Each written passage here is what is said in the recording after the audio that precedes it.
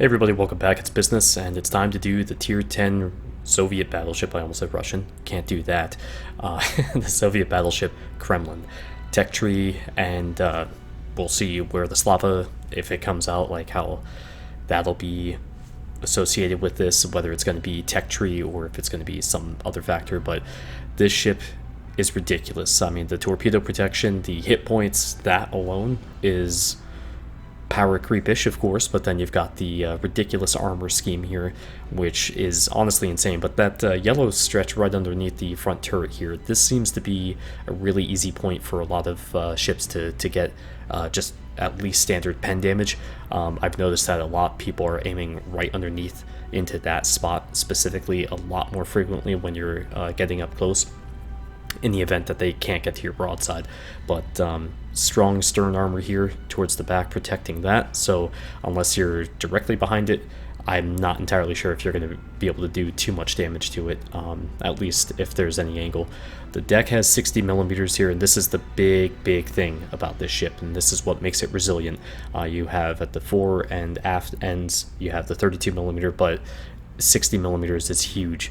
And despite the armor that's on the turrets here and they're sloping, you will have these knocked out with some frequency. I really think that main battery armaments mod 1 to protect these turrets, to give them a bit more health, is a very critical thing that you have to run, because you're going to find yourself in so many situations where you can't get out of a fight, and they're going to just keep knocking on your turrets there and knock them out. So the Citadel is above the waterline. It's protected by a shit ton of armor, so it's automatic bounce no matter what the shells are at the right angle, of course, if you're coming up alongside of them. But again, that's where people have started to shoot towards the area, that yellow strip of armor forward of the A turret. But yep, I haven't really noticed too many. It's really hard to tell unless you're actually shooting at an enemy Kremlin. I don't think I've actually citadeled an enemy Kremlin through the deck, but I'm pretty damn sure that's happened to me, but I don't know.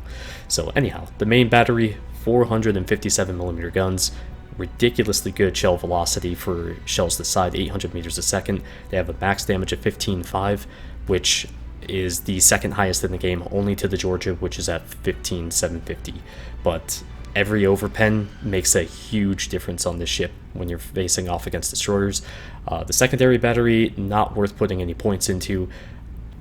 I tried it out, so when I was testing it, I did a few matches with the secondary, like a full secondary build. It just wasn't worth it, of course. If it had a couple more turrets, sure. But one of the strongest aspects of this ship is the AA. Holy hell, this thing puts up just a massive amount of flak and DPS, and it's insanely strong. If I really wish I could run auxiliary armaments mod 1, because I would love to keep my AA as much as possible, but unfortunately the turrets are a huge liability on this ship, because you've got that raised Citadel. You can't afford having a turret destroyed, or you just want to lessen the chance of them being disabled in the first place. But this is my general survivability build on the flag side of things. So we've got the ramming flag, Julia Charlie, India Yankee, the BISO 2-1, India Delta, and the consumable flag as well.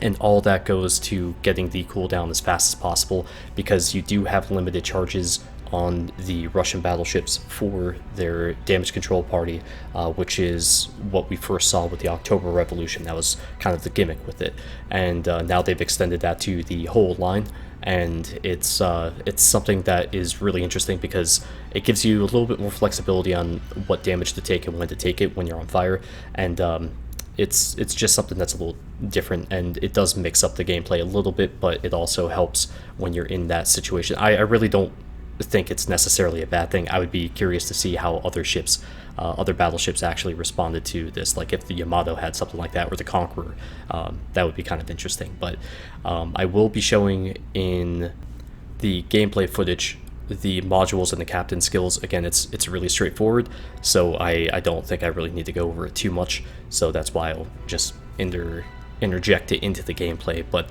let's first show what wargaming is saying with these ships. They have good firing accuracy at medium range. At long range, the shell dispersion ellipse will be noticeably larger compared to other ships of the same type. So, okay. Reliable armor, especially against high explosive shells. I think that's really only applicable in certain tiers, and especially with the Kremlin. Distinctive settings for the damage control party. Okay, we already know that. Strong armor at the ship's ends makes it possible to take less damage when closing in on a hostile ship than at an acute angle. Well, let me show you what this ship is going to provide you with. The basic experience of the Kremlin in 4 salvos. Okay, that's 1.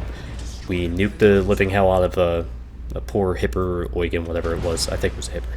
And then we switch over to the Henry. And I made a mistake here, clearly. I did not lead that nearly enough given the range but and the obvious speed. But we lucked out with getting the Citadel, knocking him out. Alright, well, now we've got an enemy Kremlin. He's pretty close. Certainly would prefer to be closer, and yes, while I take that shot and he's quote-unquote untargeted, there is an overlap where you are allowed to basically have the targeted dispersion for a few extra seconds or something. It's really weird, but that's how the targeting system works, and that yielded nothing. It does look like the shells landed a bit too high, but it's one of those things with the ship where oftentimes, almost every salvo, the shells land too short. And that's something that I've been extremely frustrated with, because then we follow it up with a 51k salvo. Okay, that's the exact experience that I have with this ship over and over and over again. And in this situation, if you take a look at the minimap, I have no hope of doing anything here. There's a Kremlin coming up on my left, there's a Musashi that I've been waiting to try to spot here. I'm not going to be able to do what I want to him. I'm going to die. There's no possible way I'm getting out of this without, getting killed horribly. But the best thing I can do is take on their toughest nut to crack, which is the Kremlin here. And that results in a ridiculous 87,730 damage salvo. And then I die immediately after. And Kuznetsov, sorry, that's just not going to work. So a bit too late. But, I only had 1 salvo that mattered that match. I had 91,000 damage that game. 87.7k of it came on that salvo, which is ridiculous. I ended up 4th or 3rd place, something like that. I think, maybe no, it was less. But anyways, this ship is entirely frustrating and entirely amazing at the same time. So much is said about the quote-unquote dispersion buff around the mid-range, and I honestly would say that I wish they didn't say anything about that, because it leads to different expectations. It leads to you wondering where this dispersion is going to end up, as far as, okay, here we go, I've got a shot against the Yamato here on the side, anything can happen here. I have no idea what to expect, but I managed to get really great dispersion. And the thing is, people talk about how terrible it is at range. I really think it's undersold at range and oversold at the mid-range. Because, at this range, this is where it should be doing its best, right? And sure enough, it does. But I've had some crazy shots at long range with this, as you saw in a couple clips ago, where I nuked the Salem at full health. I had no expectation of those shells actually hitting him, let alone killing him for all 49.7k of his life, which is why I didn't even zoom in to look at the shots. And then you got shots like this. And that's, granted, again, it's a light cruiser, lightly armored cruiser. You can't really expect all that much for, the armor there, but I sure as hell didn't expect to have a devastating strike for full health against him. And then we got the same thing here. This is a decent distance, and we straight up nuke that guy. But then the very next salvo against the broadside Kutuzov, they all fall short. And it's I love this ship, but I hate it too, because the supposed passive dispersion buff is just maddening to me. And I like I said, most of those shells there landed short. If that had been a tighter grouping or whatever, that would have been a one-shot or really close to it against that Montana, which is amazing to think about. And I'm not disappointed that I got 50,000 damage. but I know it could have done better, and that's again a really frustrating aspect to a ship that you know can and should be able to get like amazing dispersion, but oftentimes you'll have shells that are on the front going towards the rear of the ship, and your rear turret is throwing the shells towards the front of the ship or even beyond that, and it's a weird thing, and I don't understand it, but that's the aiming system for it. Now regarding the upgrades, really straightforward. Main armaments mod 1, Damcom 1, aiming systems, rudder shift concealment expert, and that's actually partially just for the dispersion debuff. And then main battery upgrade number 3, which increases the reload. Instead of 33 seconds by default and 30-second turret burst, you go down to 29 seconds on the reload and 34.5 seconds on the turret burst. So very minimal trade-off for a really noticeable improvement, and that's something that, of course, combined with Adrenaline Rush, is going to pay big dividends towards the end of the game. Now, just to mention, I do run Kuznetsov for the captain, which is just, in my opinion, pretty much the only way to run these ships, because it'll save your ass so many times. I mean, take a look at the Slava video, for instance. That is the only reason I survived that match, and probably one of the bigger reasons that we won is because of Kuznetsov. But I run Preventive Maintenance, High Alert, Jack of all trades, which is 10% for him instead of 5%, and Expert Marksman, Adrenaline Rush, Basics of Survivability, Superintendent, and also Fire Prevention. I very rarely run Fire Prevention on ships, but I feel like for this, you gotta have anything that's going to keep you in the game longer, and Fire Prevention is going to be one of those things for you. Now, I mean, just if just to limit the amount of fires that you can take, so I'm not like I have to explain it. Most people freak out that I don't run Fire Prevention on pretty much any ship, so anyhow, the benefit of Adrenaline Rush, I want to point this out too, just to show you how ridiculous the combination of Adrenaline Rush and main battery reload 3, or whatever it is. Instead of starting at 33 seconds, you start at 29, and then say your maximum reload with 1% on Adrenaline Rush, that brings you down to a 23.3 second reload, which is fucking insane. That's absolutely amazing. So, just to throw that out there. But the damage control, the reload on that with the consumable flag, as well as everything else, I mean, it's a really fast reload, and I highly recommend, again, I cannot recommend enough, actually, taking Kuznetsov, because the faster you have your damage control available, the more likely you're going to be able to choose how to engage enemies and how to take damage. So having that always available, or at least more frequently available, makes a huge difference. But as you can see, I'm taking a shit ton of damage here. Kuznetsov is throwing that up. They've got a terrible dispersion against me now. It's a 30% debuff, which is, again, completely nuts and possibly overpowered. But at any point, I really thought that these guys were going to be able to take me out, and I was hoping to get a double strike here between these two, as I obviously switched over to the Armament. That didn't work. So, as we praise the horn here, rightfully so, because I sure as hell didn't expect to survive this situation, bringing the turrets around to try to punch through the weaker rear armor of the Yamato, of course. Right, yeah, there it is. Kapow! Got it. So, anyways, you can see how the ship is more about being able to make that push and take the damage and take the heat, but man, you are vulnerable once you show that side. And as you saw earlier with the nearly 90,000 damage salvo against the enemy Kremlin, and some of the shots against the other Kremlins, the second people get your side, you're going to start making them like really happy with the amount of damage that you're going to give up to them. It's really rough, and it's a risk versus reward situation that I think is fantastic. I wish that the guns were a little bit more consistent, because in those situations where it should be a tighter dispersion, it's just all over the damn place, and then you get some crazy shot at distance, which is far better in overall dispersion, yet it's just, it doesn't do anything. It's just one of those things where battleships are, I don't know, and this is stupid damage to take, by the way. Battleships, I kind of have this thing about stressing the fact that battleships honestly are not skill-based when it comes to much of anything other than being in the right position.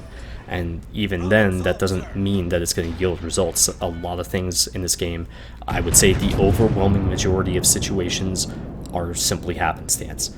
You can't guarantee that a ship is going to stay broadside to you, and even if he does and you get a big salvo or kill him outright, does that actually mean anything on your end as opposed to the teammates who are keeping him in that position? It's if that teammate dies, then all of a sudden your situation changes against the ship that killed you. And that's not something that I really think that... I think people just try to turn things into super basic, oh, I'm so good at this game, blah, blah, blah. And here's another example, actually, of the front turrets going towards the back, maybe exactly where I needed them to go, but the rear turret's kind of going wherever the hell it wants. That is actually a rather frequent thing that I endure with this ship. So super frustrating, but whatever. And just to comment on this particular match, I am trying to pick my shot accordingly here, because I don't know if I'm going to be able to get a shot on these guys that's really going to matter at some later point. So what I want to do is try to hit these guys as hard as I can, and that was just a complete failure. But to hit these guys as hard as I can before I get into the brawl situation, to try to make sure that I have the best chance possible to take these guys out in the event that we do get into close quarters combat, and obviously to help my team too, because the faster these guys go down, awesome, the better things will be. So I don't see much of a point at shooting at the Montana here just yet, because he's bow forward, and it looks like there's going to be some sort of turn coming up here by somebody. So I'm just going to bide my time and try to... The best thing I can do to help my team is to honestly wait, and that's not always the case here. A lot of times if any shots are coming in on my teammates, then cool, I'll go ahead and light myself up and try to take some fire from them. But in this situation, at the very least, my guys aren't spotted. They're perfectly fine. Now I'm waiting for the shot here, and you're gonna see me bring the cursor up and I fire. Ooh. I had to watch this a few times. That could have been much better. In fact, that could have been a massive hit. And 27,000 damage, that's good, but I clearly screwed myself over by bringing the shot up just a bit, and I thought he'd be able to turn out faster, which is why I did that. I basically thought I missed my opportunity there to do big damage, but yeah, I kind of screwed that one up, and I did screw it up. So taking another shot here at the Montana, and check this dispersion out. This is one of those things where it's like, I wish that was on the broadside, but look at that, my god. And that's a hefty amount of damage for that angle, right? So all 9 shells hit, and that's amazing, given that he had a lower, well, I guess depending on how you look at it, a lower profile. But anyways, now we're pushing in, and there's still the Yamato to the south. I don't want to really tempt fate too much right now, so I'm just going to focus on seeing what I can do against the Kremlin, because this is an opportunity that does not present itself as often as you would think, or as often as you would hope. Okay, 37-2, that's fine. Again, one of those things where a lot of those shells look like they could have done a little bit more, but I'm happy with 37-2 because it's still a big chunk of damage against him. And, we're just sitting here, 136,000 damage, whatever. We've got a big situation happening up to the top here, trying to push these guys to the south and see if we can make our turn here without basically throwing our ship away in front of the Yamato and Kremlin. So when the Kremlin turns away with most of his guns, it's time to make that turn. I'll risk the Yamato, so long as I don't have to risk him and the Kremlin. But there's a whole lot of shit up here, and I'm really liking my chances up here, so I'm going to disengage those two in the south, because they're not anywhere near as important as this group that's up here. Because if we let them get in closer towards our cap, then we've got a big problem. Or obviously if we let them in towards the islands here, we've got a big problem. So there's still a destroyer that isn't spotted. It's Fletcher, and we're going to go ahead and take a shot here at the Minotaur. And again, this is absolutely phenomenal dispersion for a ship like this, and he actually detonates. I mean, that was going to kill him anyways, I think, but unlucky for him, I guess one way or the other. It doesn't really matter. He's gone. So okay, cool. And then we've got a couple battleships up here. There's still a Moskva, and yeah, we just gotta see where the hell that Fletcher is. And this is, and actually there he is. We'll get to my next shot in a moment, but check this out. This is why overpens are so brutal with this ship. Jesus Christ. I've dev struck more destroyers with this ship in the last 135 games that I've played with it than I probably have with any other battleship. And that's amazing to me. Like, a Daring nuked him right through the butt. That was on stream. A bunch of things like that, where I actually, in my next video, you'll see me pretty much clear out a Benson with no real hesitation there. So now we've got a shot here against a Lenin and a Hindenburg. I'm choosing to go for the Lenin because that's like a Nelson, super easy to nuke. And I spoke too soon. I put that shot a little further back, like I didn't lead him enough, maybe just a quarter second more on the, like ahead of the ship, and that would have, I really think that would have just straight up killed him, and that would have been amazing. But again, this is one of those things, you start looking at these shots and you're like, I'm leaving so much damage on the table, because the ship can do this stuff, but either A, it's shells falling short, or dispersion going, or B, dispersion going batshit crazy all over the place, or C, you just kind of mess up the shot. And a lot of times, more often than not, I think people don't understand how often they mess up shots. But at the same time, dispersion always is what is the ultimate factor. It will decide whether or not you are going to be worth a damn. Because you can have all the broadsides you want, but if dispersion's not going to play into your hands, then it doesn't really matter. So we get a nice hit on the Moskva, and then we finish him off with a pair of Citadels right there. And now we've got the Kremlin coming around. The Yamato's still in the south. He's not spotted at the moment, but I was hoping the Kremlin would just move right in.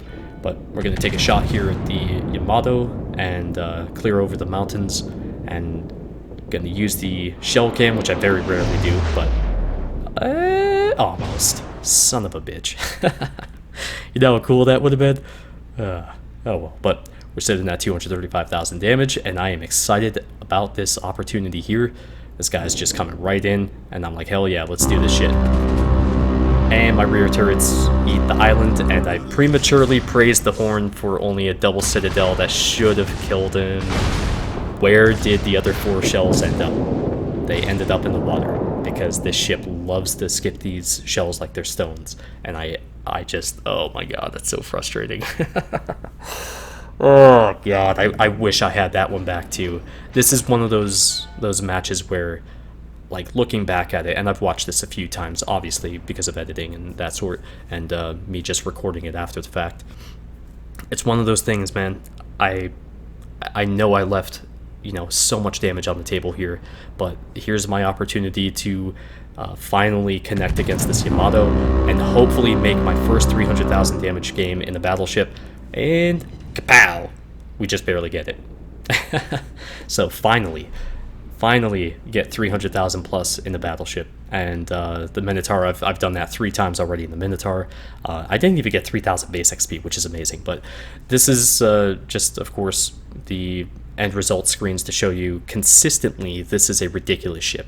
I've had some really bad matches in it, of course, wins or defeats, where I do 40, 50, 60,000 damage, because there's just no way to get out of certain situations when you're pinned down in them. But honestly, for a ship this size, though, it handles ridiculously well. I mean, the turning radius is monstrous. It's nearly 1,100 meters, but the rudder shift time is the best in class, easily, without the legendary mods, of course.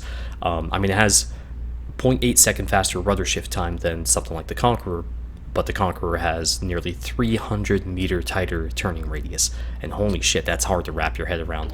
But when you are in a turn, man, do you have to be careful, because those big shells, I mean, even, like, my god, the Stalingrad, of course the Stalingrad, I mean, where's the surprise in that, is gonna absolutely shit all over you if they catch you in the broadside. The Moskva can easily do 40, 50,000 damage salvos on this if they catch you broadside, so be careful.